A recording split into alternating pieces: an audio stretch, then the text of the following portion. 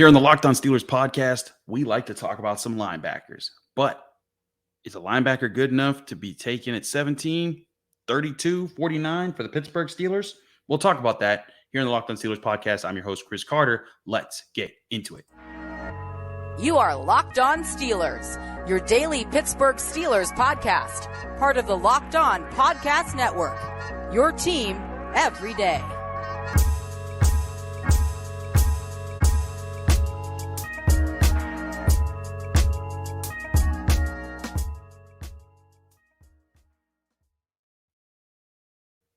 Hello and welcome to the Locked On Steelers podcast. I'm your host, Chris Carter, bringing you your daily dose of all things on the Pittsburgh Steelers. As always, you can find this show on your favorite podcasting app, but especially finding the show on YouTube. If you see this video on YouTube, like the video if you enjoy it. Subscribe to this YouTube channel to get all of our daily Monday through Friday episodes, as well as our bonus content. We thank you for making the Locked On Steelers podcast your first listen every day because we're your team every day. Now, Steelers fans, we talked a little bit about linebackers in the last episode because there were some good combine performances, and we all agree, I think, that linebacker is a position the Steelers should be looking at. And it turns out, after talking to a lot of the linebackers at the combine, they are looking at a lot of them. Several of them, I'd say about almost 24, were interviewed by the Steelers, and it seems they're scouring to find their next linebackers. And so I wanted to open up. We have our call lines that you guys, you can always call 412-223-6644. It's our Locked On Steelers call line. You call that, leave a voicemail with your name, where you're from, keep your message under a minute, and then we try to get your question on the show to talk about the Steelers. And we had a person, Christian from Pittsburgh, asking about this linebacker class. Here's Christian. We'll get to a lot of other questions in this show. Hey, Chris, it's Christian from Southside Pittsburgh here. I've been listening for a few years and love what you're doing. Keep trucking. I guess my question is your opinion on the linebacker situation in relation to the draft. I guess meetings started, and I immediately heard that we have like 20 interviews set up with linebackers. I definitely think linebacker is a need. But when I look at this linebacker class, I don't see that anyone's worthy of that first round 17 overall pick. I know in previous drafts we made it pretty clear who we want with Kenny Pickett and Najee Harris. Should I be concerned that the Steelers are going to reach for a first round linebacker when I don't think anyone's up to snuff for that pick? Let me know. Thank you. Thank you for your question, Christian. Appreciate you being a long-time Locked On Steelers fan. But let's talk about that. Should you be concerned? First of all, let's always be concerned about if the Steelers are going to look at positions and catch us off guard. There's been years where that's certainly happened. But I agree with you. I don't think any of these players are top 17 pick worthy when you stack them up against their peers in other parts of this draft class. And I think that it puts the Steelers in a position where, again, I think they can comfortably wait till day 2 of the draft and then go get their linebackers. And namely, there's a lot of guys at the top here. A lot of people think Drew Sanders, the guy out of Arkansas, is the number one guy. A lot of people think Trenton Simpson could be the number one guy off the board when it comes to linebackers because he ran the fastest 40 time. He was blazing. Jack Campbell really tested well. I think he boosted his skill set. Noah Sewell out of Oregon, he's another guy that fits in really well. Tilto Henry out of Alabama is another guy that everyone's looking at. DeMarvion, Overshown, a guy that you could probably pick way back as far as the 4th round if you really wanted to. All of those guys fit there. But I agree with you. The Steelers should not be looking at linebacker at 17th overall.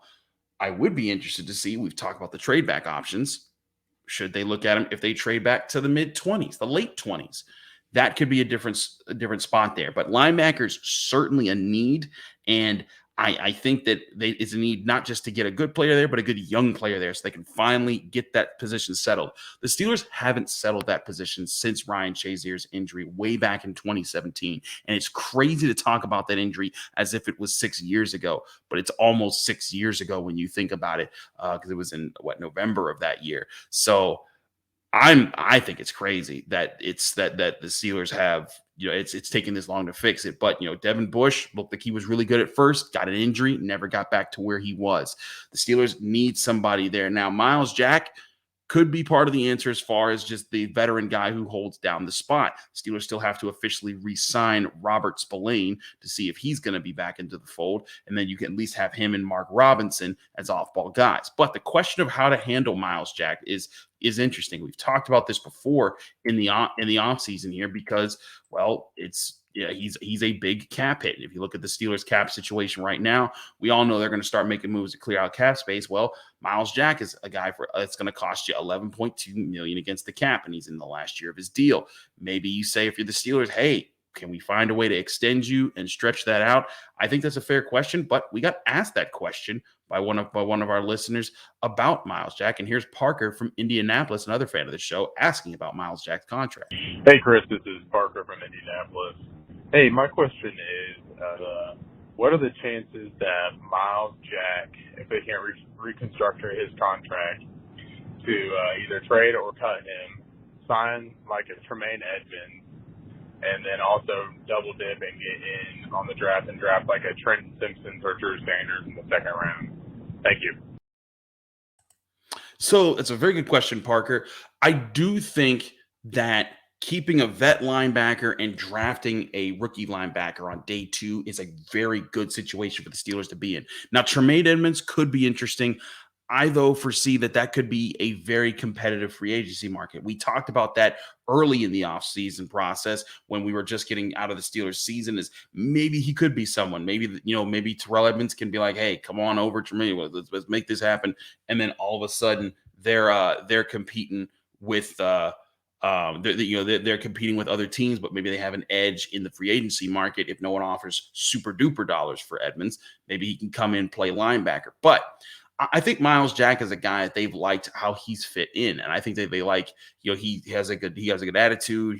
I think he's a good leader. He had some injuries to deal with at the end of the season, but I think he's a guy that they like to have on the boards, and I think that they want a veteran guy who's a starter, not just a veteran guy like Robert Spillane, who's more of a plug and play, like figure in where he fits into the puzzle piece. Myles Jack is the piece. He's the guy that you want playing linebacker most snaps in the game. I think you want a guy like that next to a rookie. I think that he actually did help Devin Bush improve a bit last year over this past season. I think that he helped him kind of settle in, and their rapport was a big part of what kind of helped the linebackers be better as a group. Now, Myles Jack, I think they should extend him to kind of stretch out that contract, maybe free up some cap space this year and keep him around, because I do think he's still a good player. But then they need to go get the athletic linebacker that can pair with him and move around, do the things that you were hoping Devin Bush would be able to do, make some interceptions, be faster sideline to sideline. And that's where I think Trenton Simpson could come in. That's where I think Jack Campbell could come in. I think Drew Sanders could come in. I think there's a lot of guys that you could put there and be comfortable with to say, hey, emergency situation, if this guy doesn't work out, still got Robert Spillane that you can plug back in there if all else fails. And I foresee the Steelers bringing back KZ. There's also talk about him wanting to come back, and maybe even bringing back Terrell Edmunds. And maybe you're trying to work the sort of linebacker box safety situation that you did last year. But again, I think the plan here is finding that sweet spot in the second round. Again, trading back could work from either the 17th pick or the 32nd pick. But I think that linebacker, this is a class that there's some guys in the top of the class that I think would be really good fits for the way the Steelers play, especially Jack Campbell out of Iowa. He had a fantastic combine. I thought he ran well. He moved well. He was explosive. And if you look at his tape, he's physical. He attacks the football. He makes good plays in pass coverage, good plays against the run. He seems to know where he's going, and I like that about him. Is when I see him playing, he's not looking lost and confused. He's attacking. He's being part of a scheme, and that's something the Steelers could want. And frankly, there's been several years where the Steelers have wanted to get a linebacker like that, and they've been gone because they ranked too far ahead in the draft class. This could be a great opportunity for the Steelers to capitalize on a position. They have not been able to get the guy that truly fit in with their organization for several years now. So yes, I do think they should go after him. Great questions from both of our guys, Christian and Parker. But we got more questions that we're bringing right here on the Locked On Steelers podcast. So don't go anywhere. You might get your question answered right here on the show. But first, before we do any of that, I'd love to talk to you guys about our great sponsors at FanDuel. And of course, FanDuel is the #1 sportsbook app in America. If you go to FanDuel Sportsbook right now, they have all the NBA action that you could want to play. And they also have the no sweat first bet that gives you up to $1,000 back in bonus bets if you don't win on your first bet for new customers with FanDuel, America's #1 sportsbook. Just download the FanDuel Sportsbook app right now. It's safe, secure, and super easy to use. Then you can bet on everything from the money line to point scores to threes drained. FanDuel lets you play your make player prop bets and gives you so many options to win. Plus, FanDuel even lets you combine your bets for the better chance at a bigger payout with same game parlays. Don't miss the chance to get your no sweat first bet up to $1,000 in bonus bets when you go to FanDuel.com/lockedon. That's FanDuel.com/lockedon to learn more. Make every moment more with FanDuel, an official sports betting partner of the NBA.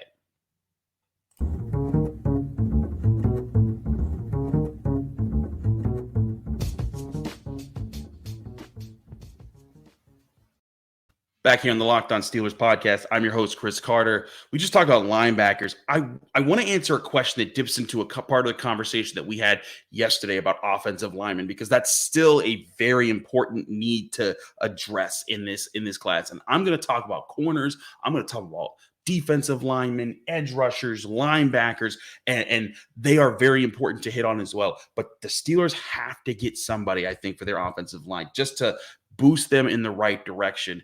Tyler, I got a fan from all the way from College Station, Texas, had a question about some of the guys in this draft class and how they would fit into the Steelers line. Here's Tyler. Hey, Chris, this is Tyler from College Station, Texas.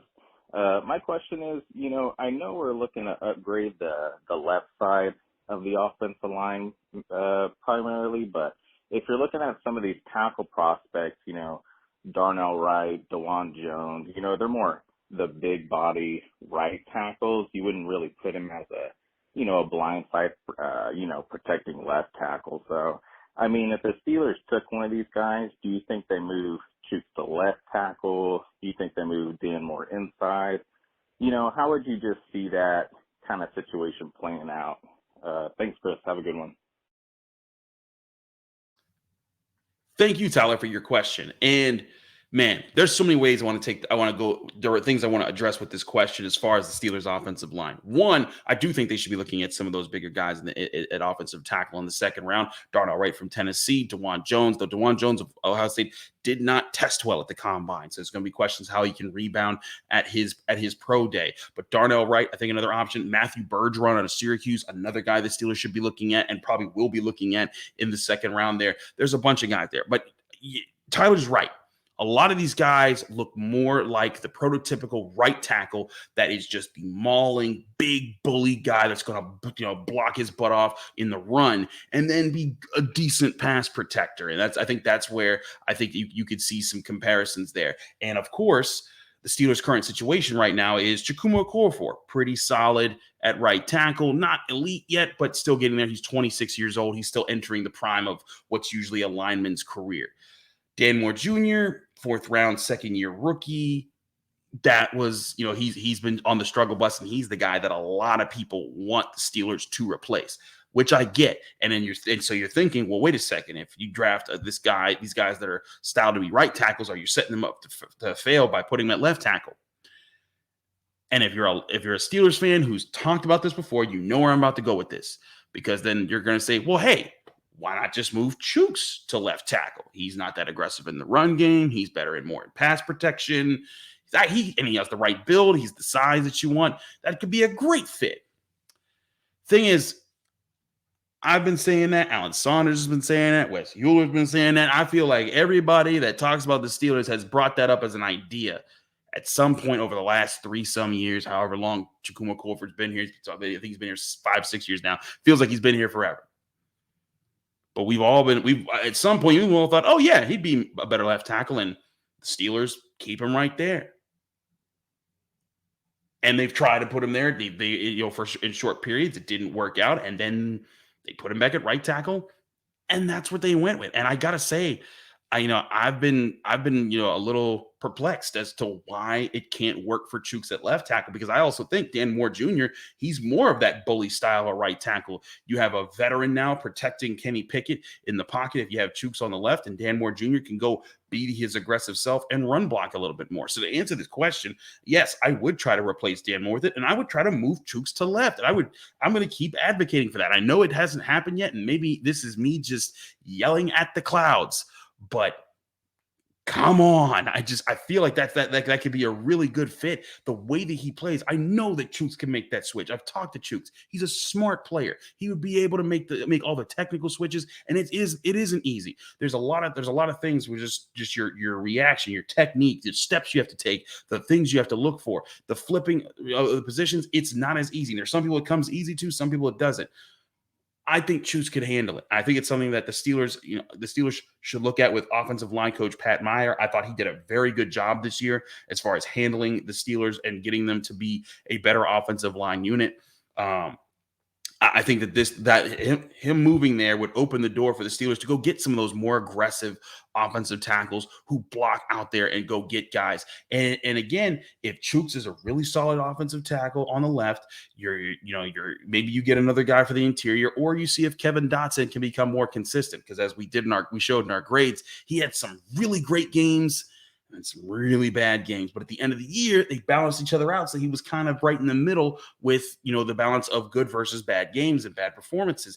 And I think that if Kevin Dotson were to get sharper and more consistent, that could be a major asset to the Steelers, because then if he can, doesn't have to have great games all the time, but if he's a solid contributor and it doesn't cost you as much, then maybe you can keep him around for not as expensive, and you don't need to address that. But I still think it's worth at least drafting a guy to put the pressure on him and say, hey, Kevin, if you don't get it done, this guy behind you is going to get it. But Mason Cole at 26, James Daniels at 26, those guys, they're fine. I think that they're right where you want them to be. I think James Daniels did very well this year.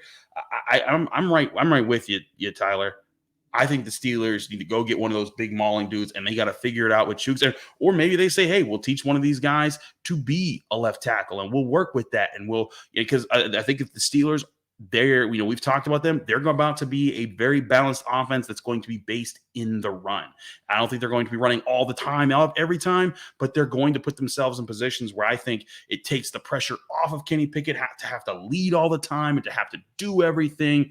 I think it's going to be a really good chance for the Steelers to say, hey, let's build up this offensive line for the future. Najee Harris, Jalen Warren, this run game that they want to build. Maybe they get a tight end. I want to talk about tight ends later this week. So if you've been thinking about drafting tight ends, don't worry.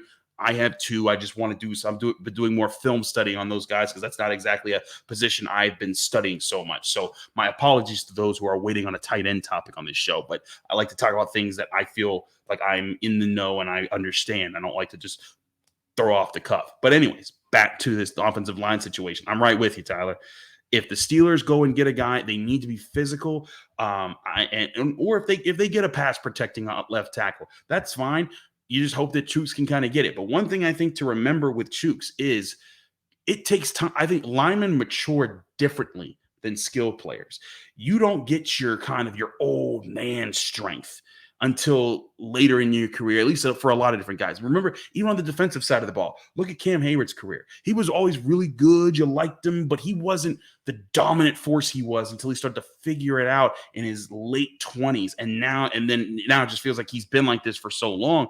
But don't be spoiled because of that, because it took him time to get there. It took Stephon Tuitt time to get there. And I think that that's where Chukwuma Okorafor is. I'm not saying that he's on their level as far as an offensive lineman to their capabilities as defensive lineman, but I think that as he's getting into his late 20s, he was 25 this past year, I think he could be a guy that becomes a lot stronger, a lot sharper. He has 5 years of playing experience, and he's 26 years old.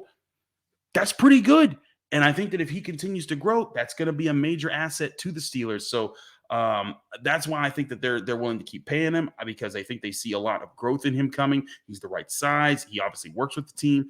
I think that that's part of the plan. But that doesn't mean that they shouldn't go get talented offensive linemen if they're on the board. Don't let your current roster dictate you not getting a very good player if you think that they're the player for your team in the right spot, unless it's, you're getting a really good trade offer that's going to give you other looks there. But again, trade offers, that's a big part of what we've been talking about. There's another question I want to get to that deals with trade offers, and I want this. I'm going to use that to kind of delve into more of the calculations that need to go into it as far as what the Steelers could get or need to do to make a trade happen in the early stages of this NFL draft. We'll get to all that in just a minute, so stay tuned right here on the Locked On Steelers podcast. I'm your host, Chris Carter. We'll be right back.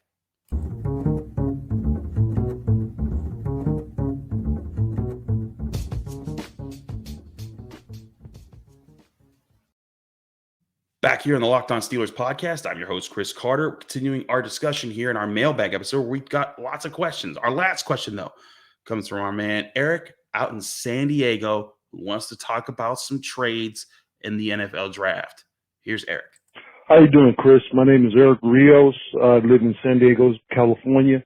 And my question is, what is the likelihood of the Steelers trading down with the the Los Angeles Chargers, or the New York Giants, or the Dallas Cowboys, picking up a third and a fifth round pick and picking up more players?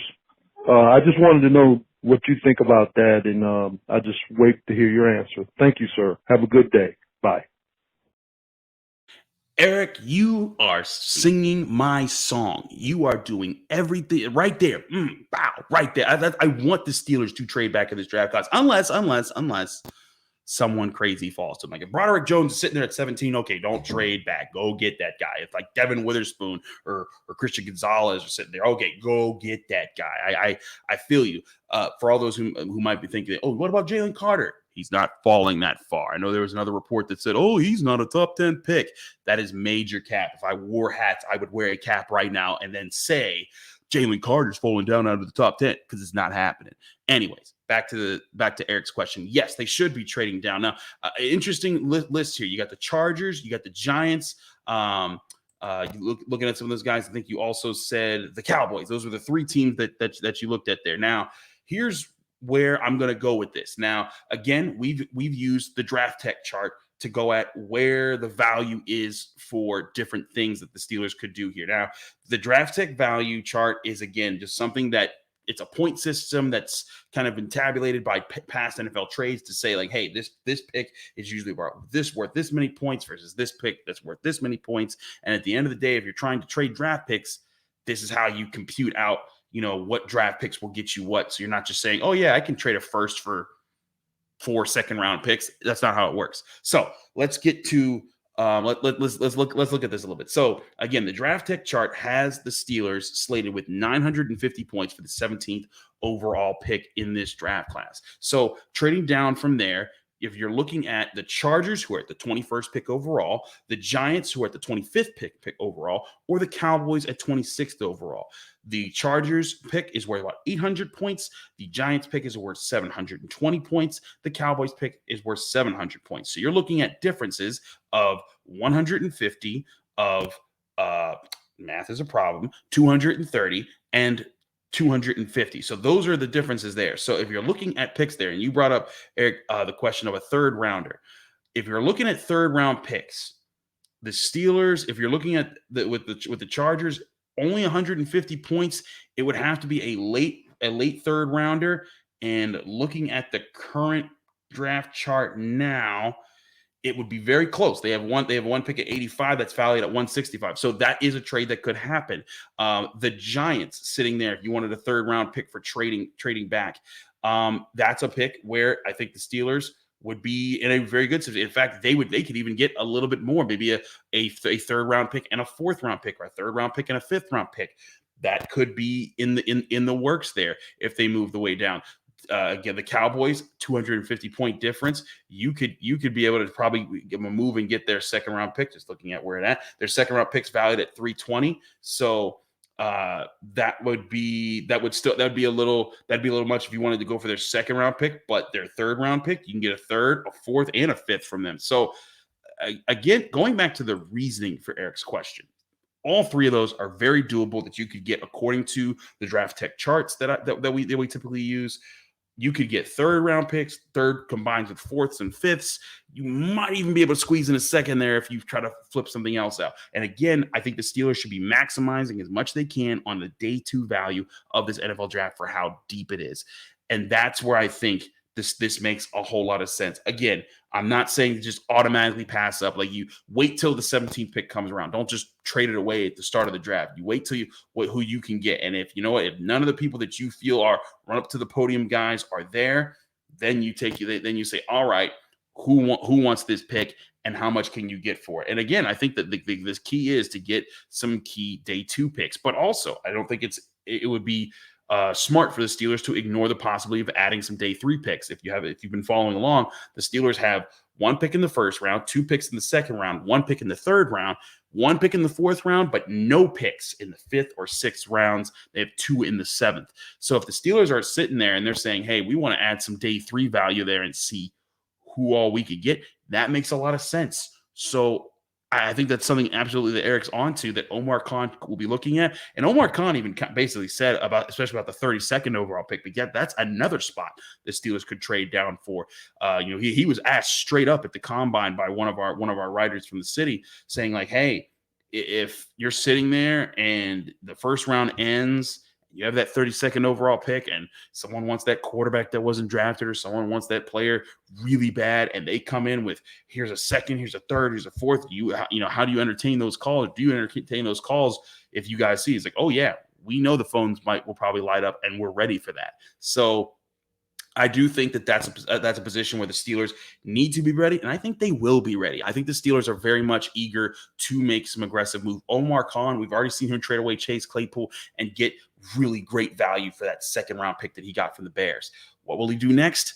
That's what we're going to wait and see. I'm very intrigued to see how he defines his time as a Steelers GM with his first NFL draft process that'll be coming up here. So all that being said, lots to get into. We'll be continuing to go over combine results versus draft class movings and other positions that we could talk about right here in the Locked On Steelers podcast. Thanks so much for joining us here, by the way, on the Locked On Steelers podcast. I'm your host, Chris Carter. Find me on Twitter and Instagram at Carter Critiques. Read my work at the Pittsburgh Post-Gazette, where I cover all things Post-Gazette. Also, if you're wondering what my background is now, I am now in Greensboro, North Carolina, so I'm still on the move, not back at home, but I'm covering the ACC tournament. So you all, if you're very interested in ACC coverage, and especially Pitt basketball, go to the post-gazette.com to catch up my work there. But if you want to hear my Steelers talk, you catch me here on the Locked On Steelers podcast, that you can find again on all podcasting apps and especially on YouTube. Like this video if you enjoyed it. Subscribe to this channel to get all of our daily Monday through Friday episodes, as well as our bonus content. Thank you for making the Locked On Steelers podcast your first listen every day. I'll be back